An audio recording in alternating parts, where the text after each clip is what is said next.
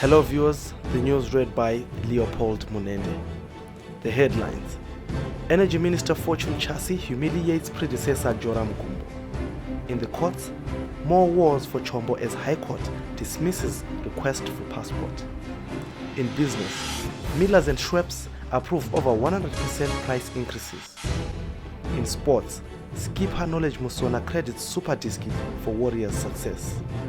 And now the news in greater detail. Energy Minister Fortune Chasi has denied claims by his predecessor Jorum Gumbo that government has paid for fuel supplies for the next 2 years. Chasi was speaking at a Tuesday post-cabinet media briefing attended by 6 cabinet ministers who included Gumbo, now Minister of State for Presidential Affairs. The situation that I face currently as a Minister of Energy is that I do not have supplies for service stations to dispense to the public. But I want to believe that, and I can be corrected, that the reference may have been to fuel that has been pumped up, but that has not been paid for. If I had fuel that lasts 2 years, I'll be the happiest person on the planet. In February this year, Gumbo claimed he had been shown receipts for purchases made by the central bank that would cover the country's fuel needs for 24 months. The country still faces acute fuel shortages that have come at a cost to business. Still on cabinet, Industry Minister Mangaliso Ndlovu says the country is under siege from different cartels but denied any criminal investigations were being made to bring culprits to book. Ndlovu said the mysterious cartels were just targeting sections of industry characterized by monopolies but could not share the industries in question.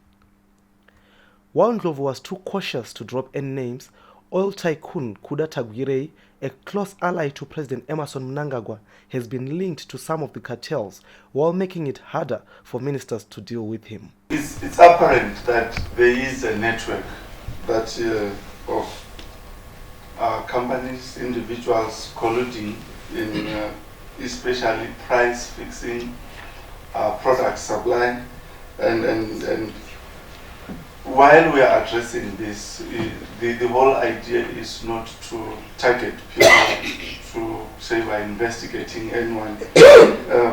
The best approach is to come up with measures that promote competition, that break these monopolies. And this is why we are trying to strengthen the institution that is providing oversight over that.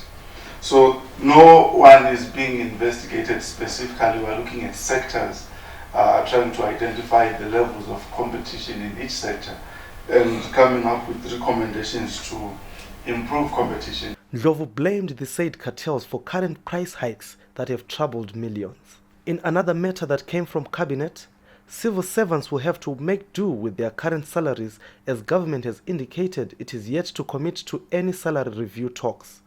Finance Minister Mthuli Ncube dismissed reports government has set aside 500 million RTGS dollars to cater for another public service wage increase.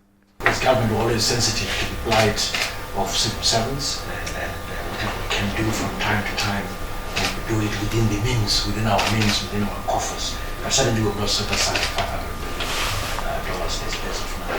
That rumor is clearly incorrect and remains a rumor, a wrong rumor as well. President Emmerson Mnangagwa is set to sign into law the tripartite negotiating bill that prohibits government employees from engaging in any industrial action before exhausting negotiation channels. The Association of Healthcare Funders of Zimbabwe, AFOS, says government should introduce a universal medical insurance scheme that will make it compulsory for all Zimbabweans to be subscribers. Giving oral evidence on the status of the health delivery system before Parliament's Health and Childcare Committee on Tuesday, Association Chief Executive Shailet Sanyanga said some Zimbabweans preferred spending their financial resources on purchasing bread and airtime instead of minding their health needs. AFOS says 1.3 million Zimbabweans are on medical insurance from 29 medical aid societies in the country.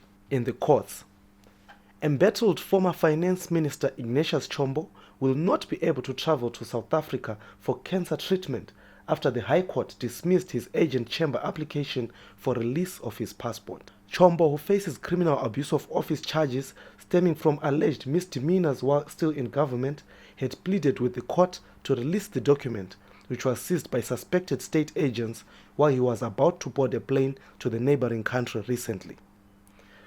The once powerful government official has told the court before that his life is under threat and urgently required immediate medical attention. Still in the courts. The family of a man who was shot dead last month for allegedly straying into prohibited space near Chiadzo diamond mining area in Manicaland has approached the High Court seeking an order compelling police and government to conduct a post-mortem on their relative. 25-year-old Terence Masendeke was shot dead by a retired police officer and security guard, Dulula Chinamano, in the Chiadzo area on May 15 this year. He was in the company of a group of artisanal miners who were being dispersed by security guards and police officers as they were close to a prohibited mining area. Masendeke's body is still in the mortuary. In business, the Grain Millers Association of Zimbabwe and Schweppes Zimbabwe Limited have approved price increases of over 100% on basic commodities like mealie meal, flour, juices, and purified water in a development likely to push already suffering citizens into serious hardships. According to a new price list by Schweppes, a 2 liters bottle of Mazoe Orange Crush will now be sold at a recommended retail price of RTGS $21, while other flavors like cream soda, blackberry, and raspberry will now be sold at $20.40. Other products like a 500 milliliter bottle of Minute Maid will now be sold at $6, while a bottle of purified water of the same quantity will be sold at $3. In effecting price increases for mealie meal, GMAs cited the deteriorating economic conditions as the main cause. We end with sports. Warriors captain Knowledge Musona has praised the quality of football played in the South African Premier Soccer League and says it has been a major factor in Zimbabwe qualifying for back-to-back Africa Cup of Nations finals. The Belgian-based forward, who once played for South African football heavyweights Kaizer Chiefs, is expected to lead the Zimbabwe attack as Sunday Chidzamboa's men head for the Africa Cup of Nations finals in Egypt later this month. Musona is one of the 19 players in the Provisional Warriors squad for the AFCON finals who either currently play or have played in South Africa in the past before using the league in that country as a springboard to Europe. To end this news bulletin, here are the headlines once more. Energy Minister Fortune Chasi humiliates predecessor Jorum Gumbo. In the courts, more wars for Chombo as High Court dismisses request for passport. In business, Millers and Schweppes approve over 100% price increases.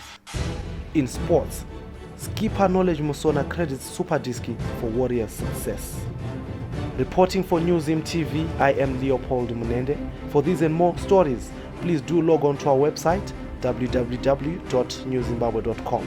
Also subscribe to our YouTube channel, Newzim TV, and follow us on Twitter at newzimbabwe.com.